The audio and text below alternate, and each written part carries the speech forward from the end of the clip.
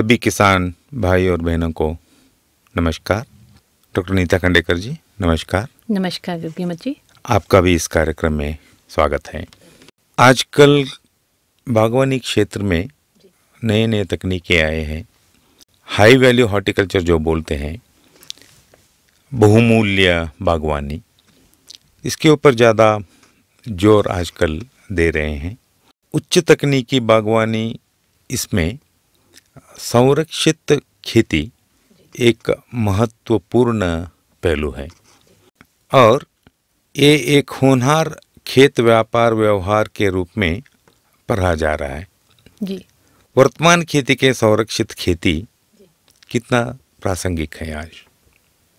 आजकल वर्तमान परिदृश्य में देखा जाए तो इसका बहुत ही महत्व है, क्योंकि इस तरह से अगर जब हम खेती करते हैं तो जो पूरी जो उत्पादन है और जो भी हमारे जो उत्पादन होता है उसकी जो गुणवत्ता को अगर देखा जाए तो ये बहुत बेहतर होती है। जो आप खेत में वैसे आमतौर पे उगाएं और इनमें प्रोटेक्टेड कल्टीवेशन या पॉली हाउस में अगर आप लगाएं तो इसमें काफ़ी आप देखेंगे कि फ़र्क होएगा, काफ़ी बढ़ोतरी होती है और गुणवत्ता भी ज़्यादा अच्छी होती है।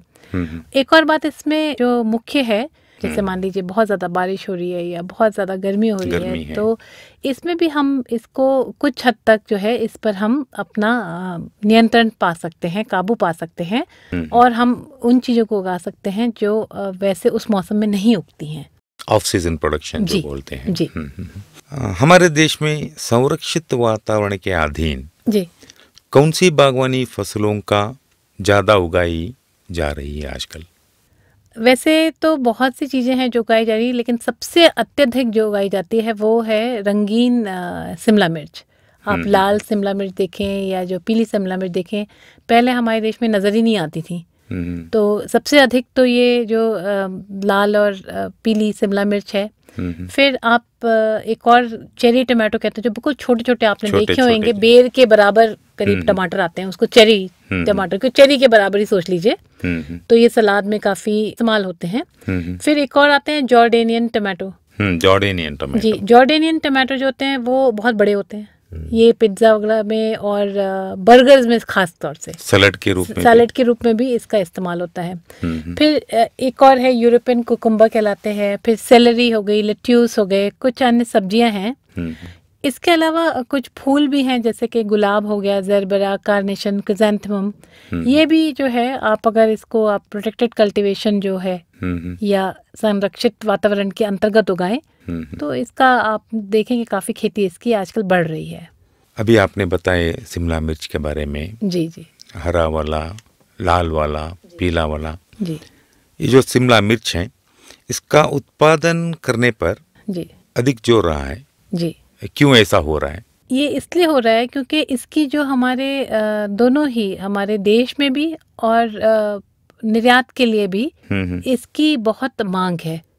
और ये जितना भी हम आय इसमें लगाते हैं, जितनी इस पे पूंजी लगाई जाती है, जो निवेश है जिस पे लगाया जाता है, उसके ऊपर आपको काफ़ी अच्छी आय प्राप्त होती है। इसलिए जो दूसरे सब्जियों के वनस्पत इसको ज़्यादा उगाया जाता है। और ये ज़्यादातर जो है आप देखेंगे शहर के जो आसपास के इलाके होते हैं उस पे इसको पेरियर्बन एरिया जो शहर से लगे हुए इलाके हैं, क्योंकि शहरों में इनका ज़्यादा इस्तेमाल है और फिर निर्यात के लिए इसका ज़्यादा इस्तेमाल है, तो ऐसे इलाकों में इसको काफ़ी उगाया जाता है। किस प्रकार के जलवायु परिस्थितियों, जगह या स्थान और मिट्टी जी ये संरक्षित खेती शुरू करने के लिए सबसे ज़रूरी है? वैसे देखा जाए तो इसका जो तापमान है वो करीब 22 से 28 डिग्री सेंटीग्रेड का अगर हो तो ये सबसे बेहतरीन होता है। और जो नमी भी है, जो आर्द्रता भी होती है जलवायु की, वो भी 60 से 65% तक अगर होती है तो ये सबसे अच्छी उपयुक्त पाया जाता है। लेकिन ये देखना भी ज़रूरी है कि जो बहुत ज़्यादा यहाँ सूखापन ना हो, जैसे मैंने कहा नमी होनी चाहिए, और अत्यधिक तापमान भी ना हो। 35 डिग्री से ऊपर अगर होता है तो भी ऐसी जगह पे ना ही उगाएं आप, क्योंकि इसमें क्या होता है जो पौधे की वृद्धि है उसमें थोड़ा फर्क आता है और उत्पादकता में भी आपको कमी महसूस होगी।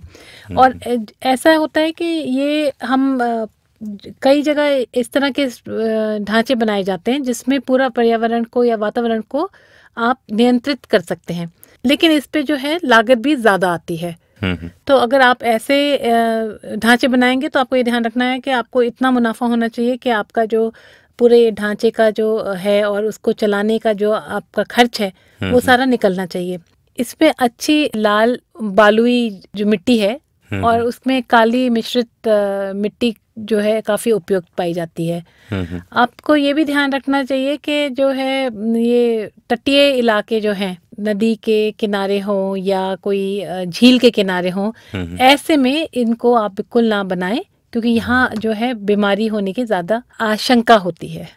कोस्टल एरिया में भी शायद इसको नहीं, जी, तटीय इलाके में, मैंने बोला तटीय इलाके में नहीं होना चाहिए, जो तट के पास में हो उस पे इसको नहीं उगाना चाहिए। संरक्षित खेती इसके तहत जी किस तरह के, अभी आपने बताए ढांचे के बारे में, जी बहुत से तरह के ढांचे होंगे, जी, इसमें कौन से ढांचे लोकप्रिय हैं? वैसे तो जो पॉली हाउस है या जाल वाला घर जिसको हम नेट हाउस भी कहते हैं, इनका प्रचलन सबसे ज़्यादा है और इससे लाभ भी ज़्यादा होता है। इसके अतिरिक्त कभी जो है एक फैन एंड पैड सिस्टम वाला पॉली हाउस कहलाता है, उसमें पंखा लगा रहता है एक ओर पे और कूलिंग पैड्स लगे होते हैं जिससे आप वातावरण पे नियंत्रण, जहाँ ज़्यादा गर्मी होती है ऐसे इलाकों के लिए ग्रीन हाउस जो बोलते हैं, जी उस तरह का ये fan and pad. Green house थोड़ा सा और कांच वाले होते हैं, तो ये फैन एंड पैड सिस्टम वाले कहलाते हैं, वो भी इस्तेमाल किए जाते हैं। एक और चीज़ होती है पॉली टनल कहते हैं, जिसमें छोटे से आप देखेंगे पौधों के ऊपर एक गुफा सी बना देते हैं, एक टनल बना देते हैं, तो उसका भी काफ़ी प्रचलन होता है। लेकिन जो सबसे ज़्यादा प्रचलन है वो हमने जैसे आपको पहले भी बताया कि पॉली हाउस जो पॉलीथीन के उसमें कवर होते हैं और नेट हाउस है वो ज़्यादा होते हैं। और जब अगर आपने पूरा ऑटोमेटेड सिस्टम बना दिया या पूरा जो है पूरा पर्यावरण नियंत्रित हो ऐसा बनाया, तो उसमें जो बहुत गर्मी या बहुत सर्दी वाली जगहें हैं उसमें इस तरह का बनाया जा सकता है, लेकिन फिर ये ध्यान रखना है कि उसमें लागत ज़्यादा लगेगी और बहुत महंगी पड़ेंगी वो सब्जियाँ। जी, शिमला मिर्च के संरक्षित खेती के लिए किस प्रकार के ढांचे नॉर्मली इस्तेमाल किए जा सकते हैं? शिमला मिर्च के लिए वैसे तो ये देखना पड़ेगा कि उस वहाँ की कैसा वातावरण है, कैसी जलवायु है उस जगह की। तो जो हमने आपको जैसे बताया कि जो नेचुरली वेंटिलेटेड पॉली हाउस, मतलब प्राकृतिक रूप से हवादार जो पॉली हाउस हैं, जो स्वाभाविक रूप से उसमें हवा आ रही है, या शेड नेट है, या ज़्यादा से ज़्यादा आप अगर फैन और पैड सिस्टम वाला पॉली हाउस जो है उसको इस्तेमाल कर सकते हैं। और आपको ये ध्यान रखना पड़ेगा कि आपने किस तरह का ढांचा बनाया, उस पर आपकी उत्पादकता और आपका जो निवेश है वो उस पर निर्भर करेगा। अच्छा, ये पॉली हाउस आपने ओपन वेंटिलेटेड पॉली हाउस आपने बताया जी, और नेट हाउस के बारे में भी आपने बताया जी। शिमला मिर्च खेती के विशेषता इस खेती के लिए जी, कौन सा जो ढांचे है वो फायदावार है?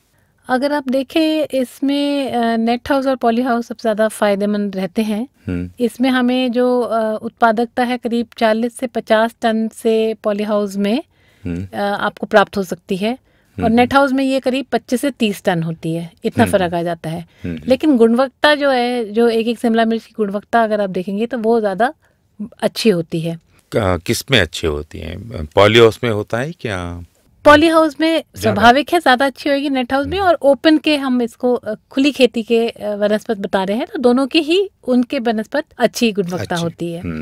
और जो आपके लागत जो है, तो लगभग अगर आपने 3.5 से लेके 6 लाख रुपए आपको प्रति एकड़ इसमें लागत लगती है, और ज़्यादा आपको इस पे खर्चा करना पड़ता है। लेकिन क्या होता है कि इसमें लगातार, क्योंकि साल भर आप इसको फसल ले सकते हैं, तो लगातार आपको आय इससे मिलती रहती है।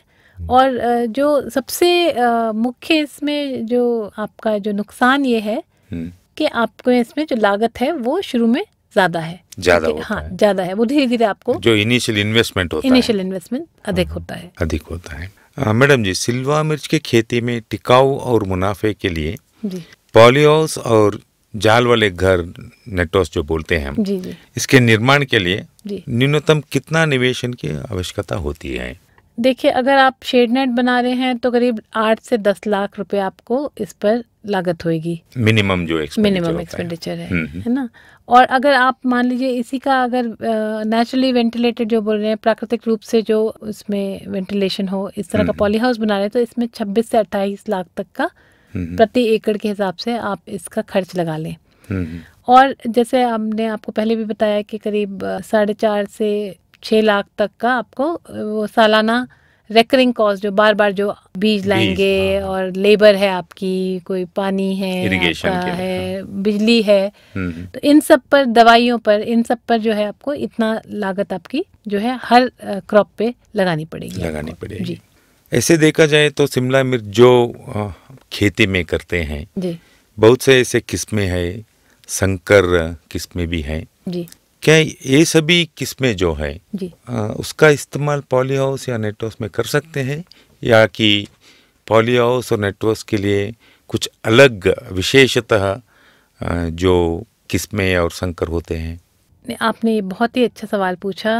नहीं, ये जो हम आमतौर पे जो बाहर किस्में लगाते हैं, इन्हें पॉली हाउस में नहीं उगाया जा सकता, ये उसके लिए ठीक नहीं रहती हैं। तो चाहे वो रंगीन हो और चाहे वो हरी हो, तो इसके लिए हाइब्रिड जो प्रोटेक्टेड कल्टीवेशन के तहत या संरक्षित खेती के लिए ही बनाई गई है, उन्हीं हाइब्रिड का इस्तेमाल, संकर प्रजातियों का इस्तेमाल इसमें करना चाहिए। इसके एक तो ये होता है कि इनके जो गुण होते हैं ये धीमी गति से बढ़ते हैं और ये ऊंचाई भी इनकी थोड़ी छोटी होती है। इनमें जो एक नोड से, मतलब जो टहनी निकलती है, उससे दूसरे में अंतराल, नोडल जो अंतर होता है, इसमें कम होता है। जी, कम होता है। और इसमें जो फलों की गुणवत्ता भी है, जैसे हमने पहले भी बोला, तो चाहे वो आप उसका साइज ले लीजिए या शेप, मतलब जो कितना बड़ा है और उसका आकार कैसा है, ये भी जो इन संकर किस्मों में ज़्यादा अच्छा होता है।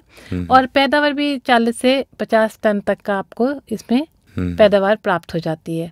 तो ये सब गुण इसमें होते हैं। पौधों के स्वस्थ और उसका जो विकास होता है जी, ये भूमि की तैयारी, नर्सरी और रोपाई के ऊपर ज़्यादा निर्भर होता है। जी जी, बिल्कुल। इस दिशा में क्या क्या विशेषता चीज़ों को ध्यान में रखा जाए कि पौधे स्वस्थ हो, उनका विकास ज़्यादा हो? जी, इसके लिए सबसे पहले तो आपको ये, जैसे हम किसी भी खेत को तैयार करते हैं तो आपको खेत को काफ़ी अच्छे से उसकी गुड़ाई कर लेनी चाहिए, उसमें अच्छे से हल चला लेना चाहिए। फिर उसमें अगर आप करीब 30 से 40 टन तक का अच्छे से सड़ा हुआ जो गोबर की खाद होती है प्रति एकड़, वो आप 30 से 40 टन करीब इसको भी आप मिट्टी में मिला लें बुआई से पहले।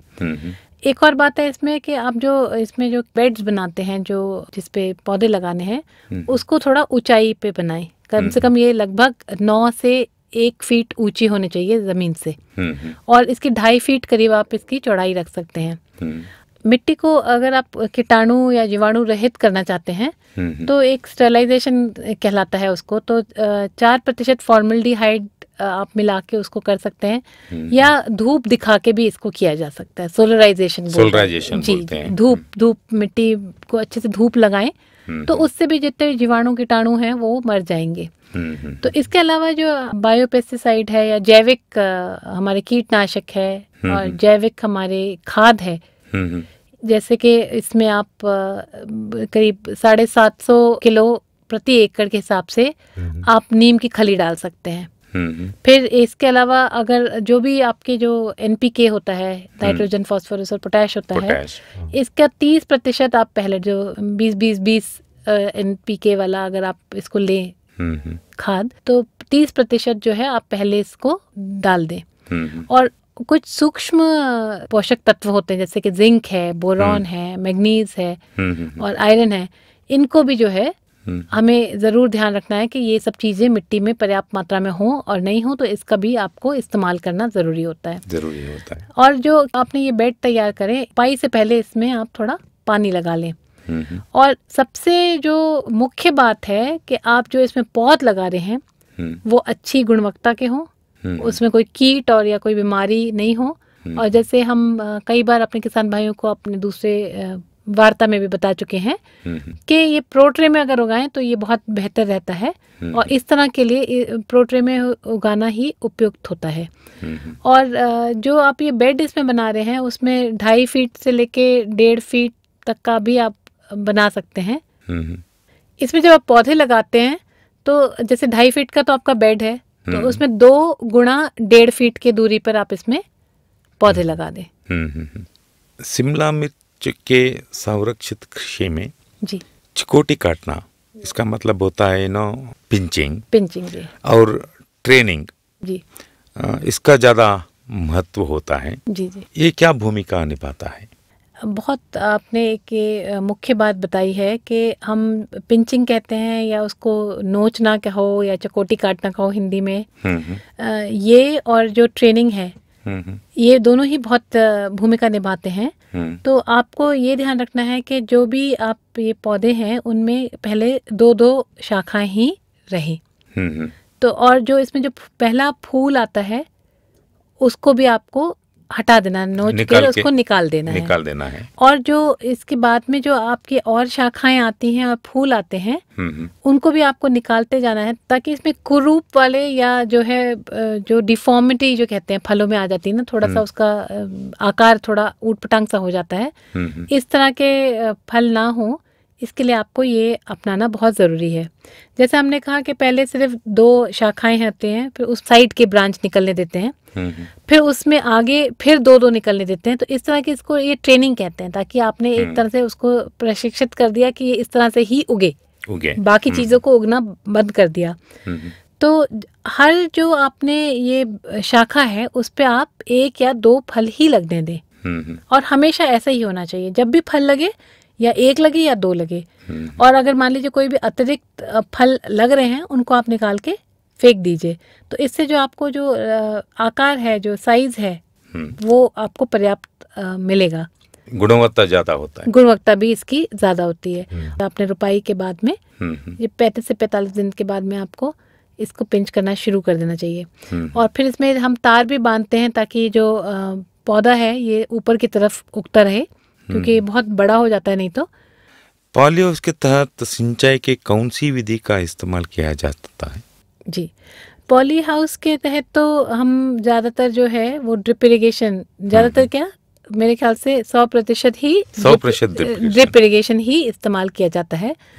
इसके अलावा इसमें जो ड्रिप के द्वारा ही जो फर्टिगेशन एक प्रक्रिया है, मतलब उसमें क्या होता है, जो भी आपको पोषण देना है वो पानी के द्वारा दिया जाता है। पानी के द्वारा, ड्रिप के द्वारा दिया जाता है। तो इसको फर्टिगेशन कहते हैं। तो इससे क्या होता है कि एक तो पूरे टाइम जो आपकी मिट्टी में है उसमें नमी सही से रहती है, और जो आपको पोषक तत्वों की आवश्यकता होती है पौधे को वो भी लगातार मिलते रहते हैं। तो इसमें पौधे की ज़्यादा अच्छी वृद्धि होती है और स्वास्थ्य भी जो है पौधे का वो ज़्यादा अच्छा रहता है।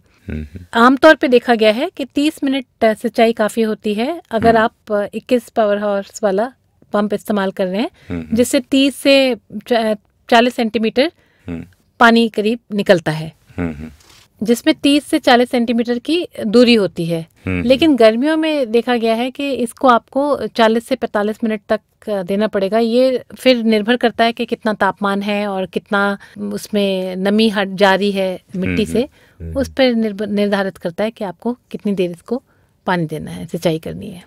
मैडम जी, पहले भी आप बोल रहे थे एनपी के बारे में जी।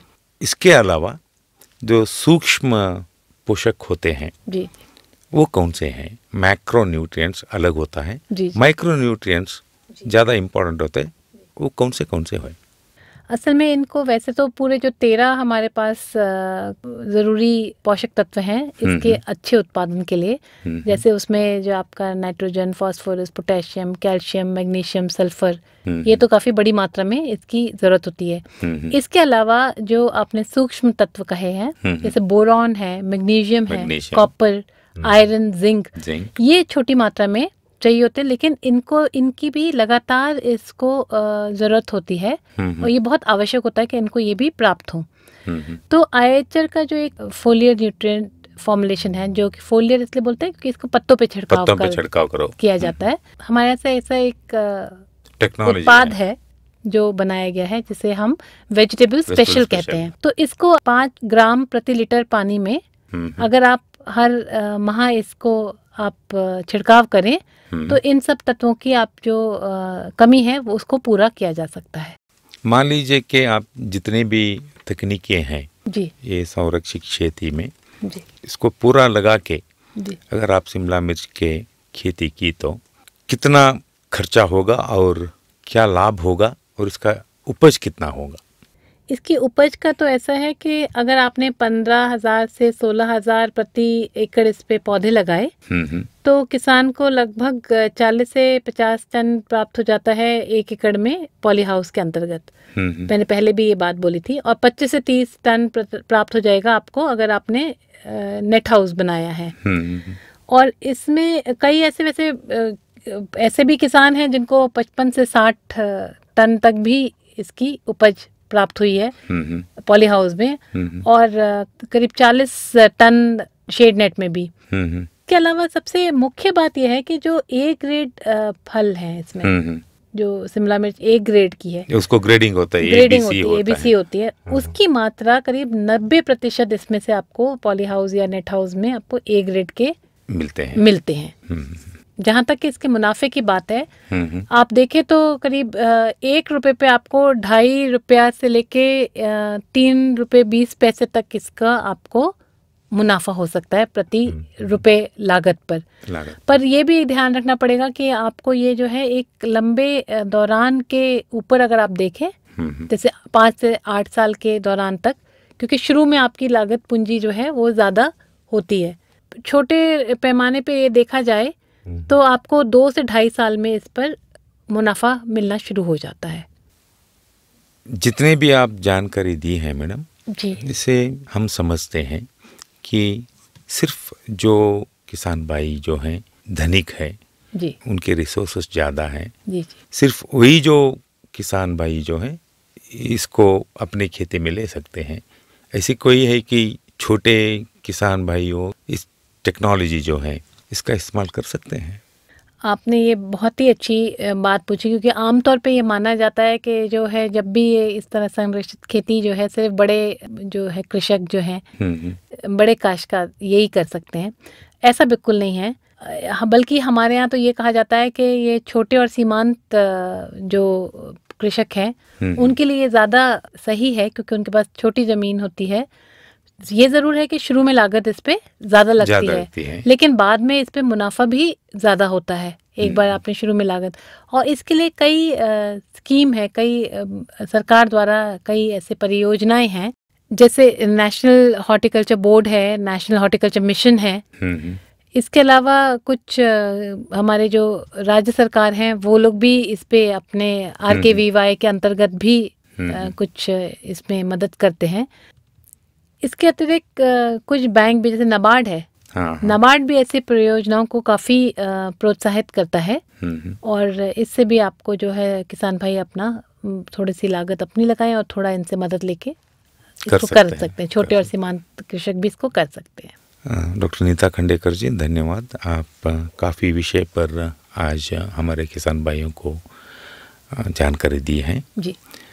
सभी किसान भाइयों को हम आज के विषय पर प्रश्न पूछ सकते हैं जी। पहला प्रश्न पूछिए। आज का पहला प्रश्न हमारे किसान भाइयों के लिए, संरक्षित खेती में किस 2 प्रकार के ढांचे या घर का नाम बताएं? संरक्षित खेती में किसी 2 प्रकार ढांचे का नाम बताएं। जी। दूसरा प्रश्न पूछिए।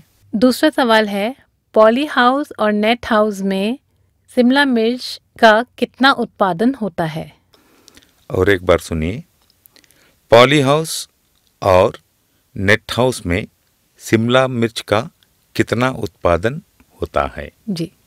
धन्यवाद डॉक्टर नीता खंडेकर जी। धन्यवाद। सभी किसान भाई और बहनों को नमस्कार। नमस्कार।